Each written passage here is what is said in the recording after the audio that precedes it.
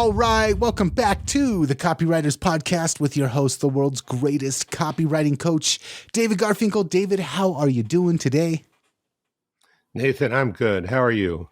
I'm good, and just a warning for you and for the listeners as we get started. We've had thunderstorms all morning, and my mic usually does a good job of not picking up background noises, but I've been catching a little bit of thunder now and then, so a little bit of a warning, but we'll try and work through it if it ends up happening. Well, thunder would actually be great for the in real life nature of this segment, but I hope it doesn't affect us too much. Okay. I'll see if I can cue it when we get to that part of the podcast. And cue the thunder! Right.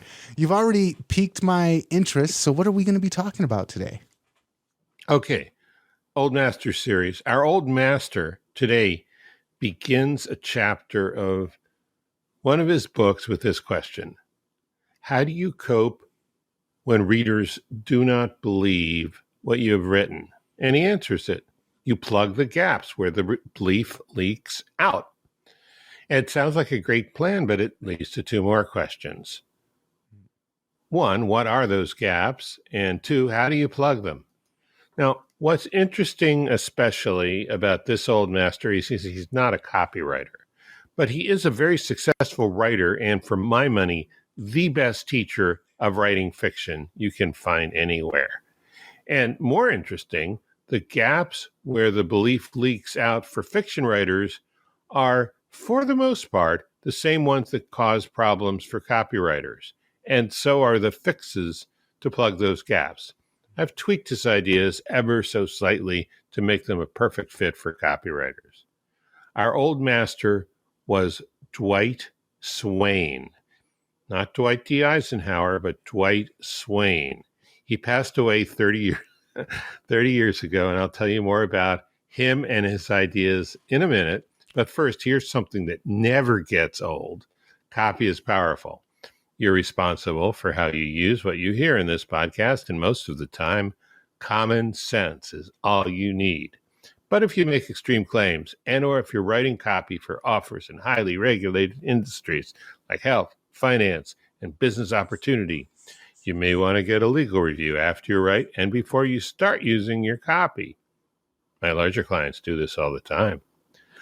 All right, so today we're going to talk about 5 of the 7 mistakes Dwight Swain identifies in the chapter, The Dynamics of Disbelief, from his book, Creating Characters, How to Build Story People. Now, the bad news is you can't get one of these. There's only one for sale as far as I can see. The good news is the book is available on Kindle. So you can get the book if you want. It's a great book.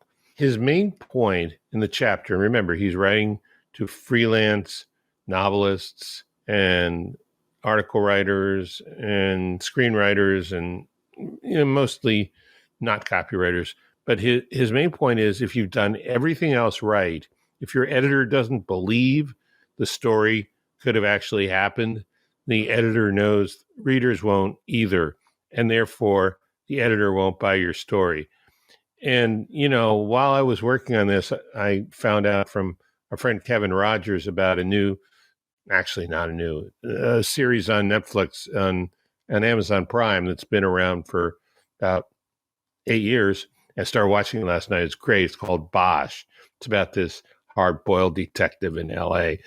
Jerry Connolly's an incredible writer, incredible fiction writer, and it was based on his books, and he wrote the screen teleplay, half of it for the first episode. It was so believable. It seemed, and I wasn't thinking this is believable. You know what I was thinking? This is so real. And when you get that reaction, that means that the writers and when it's on the screen, the actors, the directors have done these things right. Keep in mind, good stories are believable even if in fiction they never really happened. And there's a phrase that's used, the suspension of disbelief, that describes the enjoyable experience we have when we're watching something on the screen that we know is not actually true, but it's done well enough so we can pretend it is. We suspend our disbelief. Okay, in copy, the same thing applies, but with a twist. We're not telling a story strictly for entertainment, at least not in direct response copywriting done right. We're making a claim and we want to make it believable enough so that people will take the action we ask them to take. At least some of those people, enough of those people to make our promos highly profitable. So Dwight Swain was one heck of a writer. He wrote Pulp Fiction, he wrote magazine articles, screenplays, novels, and a lot of other things besides some great books to help other writers. Let's get into his mistakes for fiction writers and how to fix them and see if we can transform each one of them into some valuable tips for copywriters. Did this bring up any thoughts before I get into the down and dirty, Nathan? Just I think, underappreciated connection between good copy and good storytelling. This is something that you've brought up multiple times throughout the show. I remember a book that really upped my game that you recommended, Wired for Story. I don't think enough copywriters appreciate how much there is to learn about good copy from good storytellers. Yeah, thanks for saying that, because one of the things is people think it's an all or nothing thing. It's like 0 or 100. So if you're going to get into stories, you need to learn the hero's journey and you need to study all of Thomas Donnelly's works. And Tom's a great guy, but he's writing for screenwriters. Stories and copy are different. Copy is not primarily a story medium. It's a persuasion medium, but we do our persuasion through stories. Anyway, thanks for saying that. All right, let's jump into the mistakes. Mistake number 1, you fall out of viewpoint. So viewpoint. In fiction, Swain says you need to know your character as a person and write from their viewpoint. In his book, he writes, viewpoint goes beyond the physical, however. It isn't just the point or person we're seeing the story from. It's how we're seeing it. The essence of how lies in the character's beliefs, attitudes, and prejudices, the emotion that drives him, the way he reacts to what happens, the stimuli that impinge upon him. That's certainly true in fiction. You don't expect the gargantuan Jack Reacher in a coffee shop struggling with Wordle on his cell phone or discussing the fine points of Renaissance philosophy. The character Jack Reacher is a man of action who has a strong belief in justice, sometimes delivered with his bare hands. Wordle can wait. Okay, but what about copy? Outside of J. Peterman, we don't see a whole lot of action adventure in direct response copy, yet the same principles apply. The first positive example that came to mind for me was Agora Financial. They know their prospect like the back of their hands. They assume his gender is male, that he's in his 60s, a white man, conservative, and they know his attitudes and beliefs to a T. So they write to that person. And if they have a hero or a martyr in their copy, that person will be someone that their audience, their specific prospect, can relate to, cheer for, sympathize with, or hate along with them. Of course, not everyone is writing copy for Agora's audience, and neither is everyone selling for financial advisory newsletters and information services. And it always impressed me that while some of the copywriters at Agora match the attitudes and values of their prospect, just as many didn't. But it didn't matter. They didn't confuse their own personal agenda with the prospects. It was an example of remarkable self-discipline and copywriting savvy. The key takeaway from this mistake, which you don't want to make, failing to write from the correct viewpoint, and the way to keep from making it is to get to know your prospect, their view of life, what's top of mind for them, what they care about, what they believe in, what they hate, what they avoid at all costs. Get to know them and crystallize that knowledge into one avatar or target customer as a whole person. Figure out not only how do they see the world, hear it, smell it, and taste it and feel about it, but also what are the attitudes and beliefs that form their viewpoints and rule their decisions? I think the key takeaway for me from that is just like a good TV show, you need a believable character, a believable lead for someone to kind of grasp onto and identify with. Same thing with copywriting. You need a believable, definable character for the person reading it to grasp onto and to kind of go through the journey with and really believe in. And a lot of times I think the struggle with that is trying to make our core audience, our core character so broad that they lose the believability. Yeah, I think a really good contrast would be bank advertising compared to direct response advertising. I mean, you're at maybe not so much today, but in the past, banks would a bank ad, it would look like a tombstone at a graveyard, and they were called tombstone ads. Um, and they would say something like 123 bank using abstractions to create positive affinity in you, or something really bland and meaningless. And direct response copy is just as you described it, Nathan. So always know where you stand on that spectrum. And, I guess if you can get a good gig writing tombstone ads for a bank, who am I to judge? But it's not what we're about. All right. Mistake number 2, you failed to do enough research. Now, you probably have heard that once or twice or maybe 1,000 times on this podcast before, but this is a little different than the type of research we usually talk about, which is hugely important as well. The normal type of research includes things like looking at the competition, figuring out the advantages for your product over other ones, or finding out what customer desires and complaints are, or getting deep knowledge of product features so you can come up with great benefits and bullet points. Yeah, those are important. But Swain is talking about something a little different here. In fiction, a reader who starts to fall out of the suspension of disbelief might do so when thoughts like these show up in their mind. This guy doesn't know what he's talking about, so why should I even bother to read this? As Swain says, when you don't know the difference between a rifle and a shotgun, or organdy and tool, it's a mark against you. I didn't know the difference between organdy and tool, by the way. I didn't even know how to pronounce tool, so I looked it up.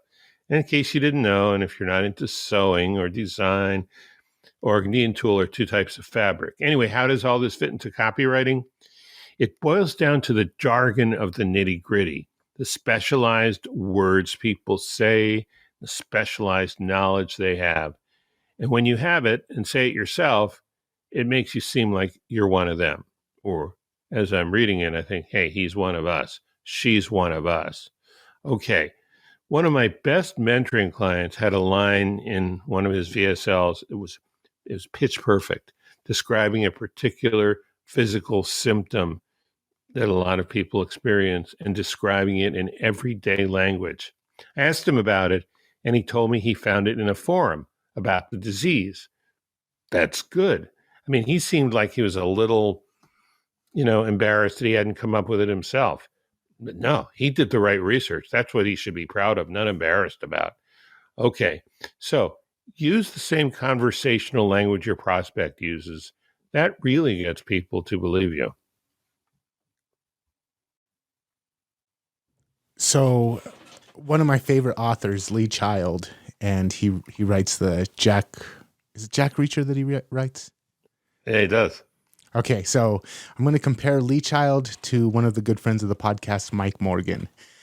Lee Child does definitely not hold the same positions, especially when it comes to the Second Amendment that his main character does. And occasionally it I lose believability in some of the stuff because occasionally I can tell that Lee Child is putting his own beliefs and using the character as a way to deliver those beliefs, and it breaks it breaks the suspension of disbelief. It breaks the believability of the character when I'm like, that is not so. A character like Jack Reacher would not have this opinion. This doesn't make sense, but I can tell that this is Lee Child's opinion versus Mike Morgan. I know Mike Morgan's opinions on certain things, and then I read his writing, and I'm like, Mike Morgan is totally willing to sacrifice putting his own opinion in there in order to make sure that the reader finds what he's writing believable, and he puts the reader first. And I have never, when I've gone through Mike Morgan's stuff, I have never felt, especially knowing him and knowing some of his opinions about things, I've never felt that disconnect. I always feel like he really is writing from the point of view of his reader. And Lee Child nails it 99% of the time, but on that one occasion where I'm like, that's Lee Child's opinion, that's not Jack Reacher's opinion, it totally throws me out of the book. So just a just getting it wrong a fraction of the time can plant that red flag in your reader's mind and kind of leave them with a little bit of distrust. So it's a subtle thing, but Mike is one of the guys that does it brilliantly, better than any copywriter I know. And, I think part of that for him is clarity. He knows where he stands. He knows where his reader stands. He knows what all the differences are. And he's able to, negotiate through that. And good for him. I agree with you. He's tremendous in that way. Mm-hmm. All right. Mistake number 3, you're telling instead of showing. How, we hear this all the time. Show, don't tell. It's good advice. But what does it mean? I love this one. This applies when I claim I can levitate myself, rise from my chair, and move through the air this way and that. If I tell you, you may nod politely, but you're hardly likely to believe me. But if I demonstrate by actually performing the feat, then you're forced to accept the truth of my statement. Well, that's clear enough. His point is demonstrate what you can claim, offer concrete proof. The same thing is very important in copy. If you say your gizmo works 40% faster than all competitive gizmos, but you don't show me how, with a video, with a convincing story, with a credible study, with a logical explanation, then your claim of 40% faster is much less likely to be believed. There's another reason to show, whether with words or pictures or video. Abstract words and an empty claim is a perfect example of abstract words, register in a part of the brain that is mostly disconnected from emotion. But images, whether they are described with words or presented as pictures or video, touch a part of the brain that is more emotional. So when you're showing, you're doing a better job of engaging your prospect. Think about it in terms of everyday life. Let's say your pal Jimmy has been sick, but the rumor is that he's feeling better. If you say, I heard he's feeling better, that's one thing. But if you just visited with him and you can say, I saw Jimmy the other day and he's feeling a lot better, it's just more believable. Why? Because whether it was his intention or not, when you visited with him, Jimmy showed you he was feeling better. Screenwriting forces you to show everything. I'm not suggesting that you start writing screenplays to become a better copywriter. Not a bad idea, but I'm not suggesting it. But next time you're watching a movie or TV show, take a moment to notice how the actors and director and the writer who wrote the teleplay or screenplay are so skillful at showing you what they want to get across and how it stays with you. I think we're more wired to believe what we see than what we hear or read about. So showing rather than telling is simply taking advantage of that wiring. I think also the way that we work, if someone tells us something It's their idea and they're trying to force it on us. But when somebody shows us something, it's our idea. We embody it. It becomes something that we own. So the show versus telling, the demonstrating versus claiming, a lot of times it's just about, is it somebody else's idea that they're trying to force on me? Or is it an idea that because of the evidence or the story presented, the vision presented, I took this and it's my idea. And I'm always more willing to accept an idea that I came to, a truth that I came to, over what somebody is just trying to force upon me. I really like that. I never thought of it that way, but I think you're right. And it's another reason to show rather than tell, so that the reader can come to their own conclusion. Yeah, that's great. Thank you. All right, mistake number 4, gaps between motivation and reaction. So this one is pretty simple, but unless you already think like a novelist or a screenwriter, it may take a little getting used to. It took me a while when I first heard about it. Here's what you need to know. Real life often occurs like a series of random events, some excitement, some boredom. Often it's hard to see the connection between one thing and another. Shit just happens. Not so in good fiction. The great film producer Alfred Hitchcock said, "What is drama but life with the dull bits cut out?" Those dull bits are the random events that don't make for an exciting, compelling story. We'll get how this fits into copy in a minute. But first, let's look at how this plays out in fiction. A good dramatic story, in some ways, is a chain of cause and effect, carefully woven together by the storyteller. And here's how Swain describes it. If the hero slaps the heroine and she gives no indication of it, or if a character touches a hot stove but doesn't respond by jerking back, then your story people aren't behaving realistically.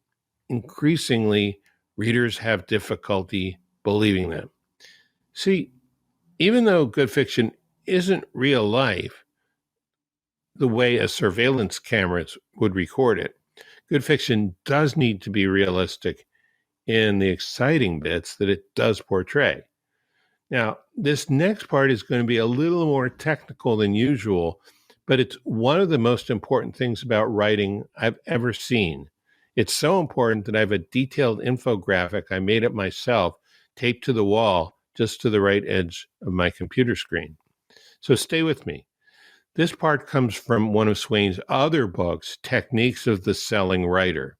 But it's the same thing he's talking about here, and he even refers to that other book in the one we're pulling the ideas from for today's podcast.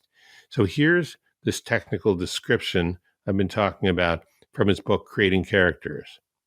A scene, a unit of conflict, is made up of a continuous series of these stimulus, response, or motivation reaction units.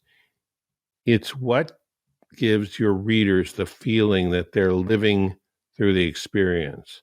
Let me do that again. That's so powerful because that's the secret to really deep engagement, where your prospects feel like they were there. You know, Nathan, do you remember that Bill Bonner letter about when you go to the gas station, the credit card's working, and I mean, that was so well written. You felt like you were there. Okay, here's what it is. A scene, a unit of conflict, is made up of a continuous series of these stimulus response or motivation reaction units. It gives the readers the feeling that they're living through the experience. Basically, like Isaac Newton said, every action causes a reaction. Cause and effect, cause and effect. But now we're talking about the same dynamic in human experience rather than marbles or models of a solar system in a lab experiment. Here's the human side of it. When someone slaps you in the face, you wince or bare your teeth or hit back. When you touch a hot stove, you howl and you pull your hand back. In other words, an action, a motivation, a stimulus occurs, and you have a specific reaction to it. Pretty simple. In copy, what this means is there's got to be a motivation shown and spelled out that would make your prospect look for and want a solution to solve the main problem that your product solves. That's a mouthful. I can't think of a simpler way to say it without taking out the important part. So I'll just say it again. There's got to be a motivation shown and spelled out, motivation that would make your prospect look for and want a solution to solve the main problem that your product solves. Okay, so let's say your problem is itchy knuckles. I don't know, I just made that up. The narrator of your VSL happened to be enjoying a beautiful spring day in late June, and he thought, oh, wow, wouldn't it be cool if they made a cream specifically for relieving the itch of itchy knuckles? Nah, too much out of the blue. That wouldn't fly. Sales would be in the low zeros.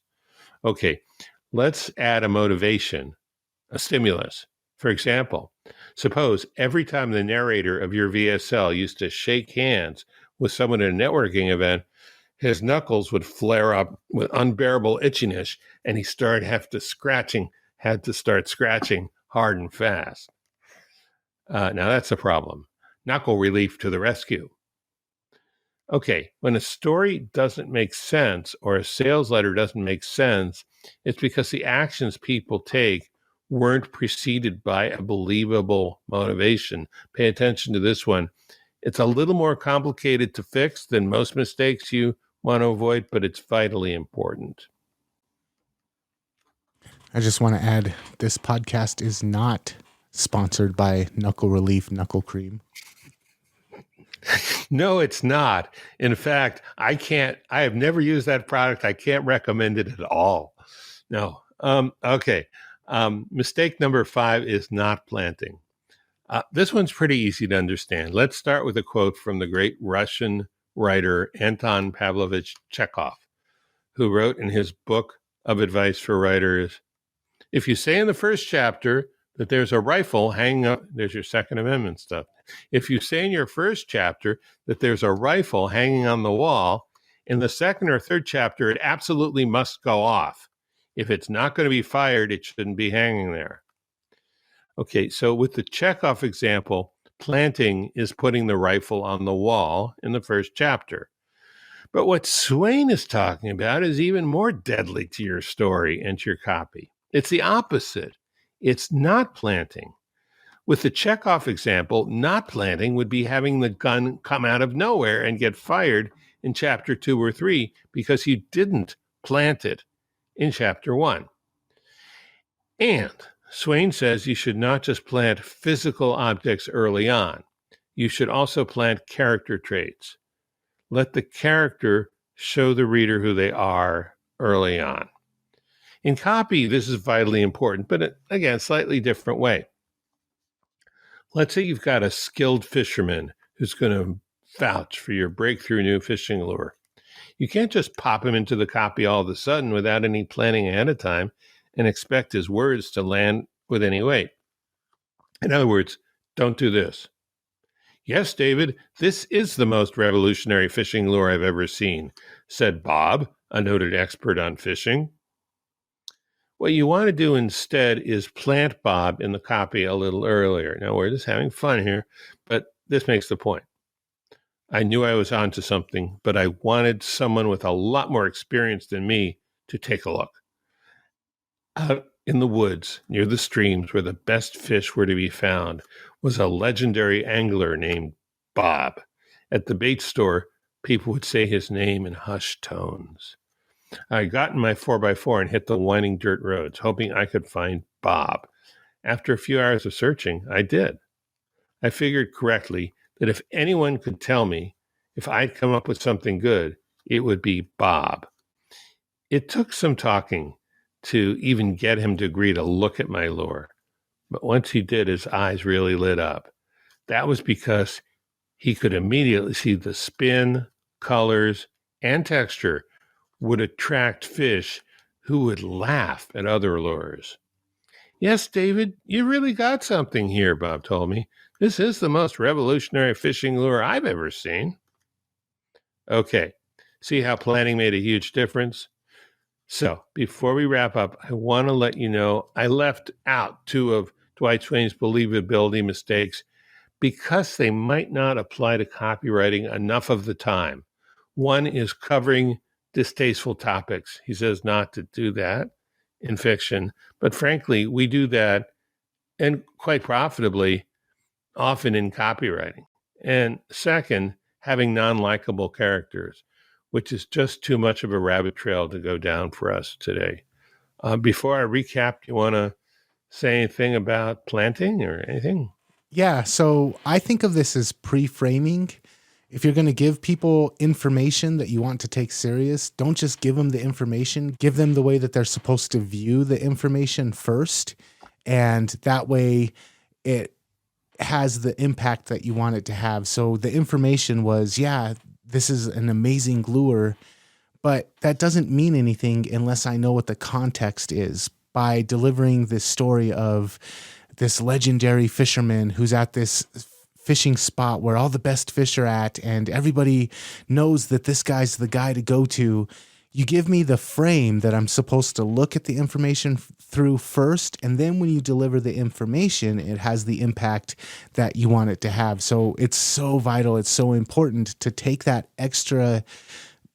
In copy, we're always editing and deleting what doesn't need to be there, but pre-framing the information so that when it hits, they view it the way we want them to view it is so important.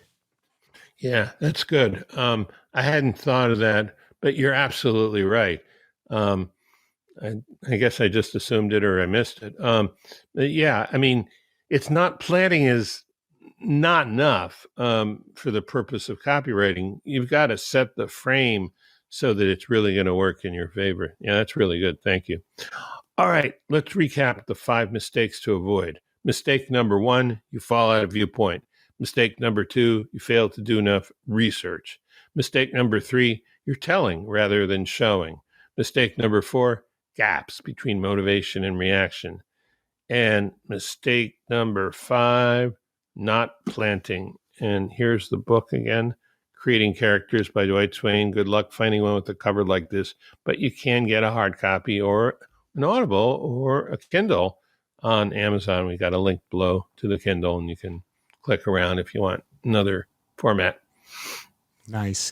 David, thanks again for bringing these are always my favorite, the Old Masters series, but especially when we dive into looking at copy from a different lens, kind of pre-framing it from a different point of view and getting a wider understanding of what makes this stuff work.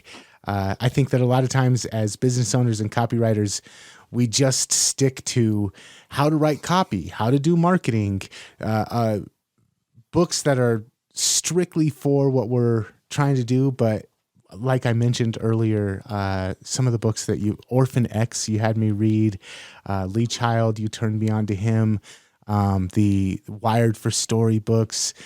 I've gotten more out of reading some of these non-copy, marketing, non-business books. I've gotten some of the best business lessons by going outside. So I love it when you bring these non-business books and non-copywriting books and pull these gems out of them. It's always a delightful experience for me. Yeah, thanks for saying that. My point of view, and I didn't exactly do it this way because I'm so curious and interested in different things, but from the pure copywriter, the optimal way to do this is you want to build a core basis, a structured, thorough, systematic. Doesn't have to be perfect, but it ought to be a substantial basis of copywriting knowledge, because it's such a different way of looking at things than anything else except sales and legal argumentation a little bit. It's really unique. Once you have that, there are a lot of things you can do to inform it and make it better. But it's amazing what the institutional brand advertising industry can do. They find new heights of stupidity. They have people in insurance talking about how they're in the commercial talking about how people like a story. So let's make an insurance commercial with the story in it. I mean, it's like, do you remember Jeffrey Toobin and why he got kicked off CNN? Okay, that's all I'm going to say about that. But anyway, yeah, thanks for what you said. Now the people are going to the listeners are going to hit Google and find some stuff they probably don't want to see.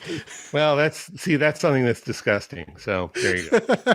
All right, David, thanks again for putting this together. Listeners out there, if you enjoyed this episode, make sure that you head over to copywriterspodcast.com and check out more episodes there. Like, subscribe, give us a review on your favorite podcasting app. And until next time, we will catch you later. Catch you later.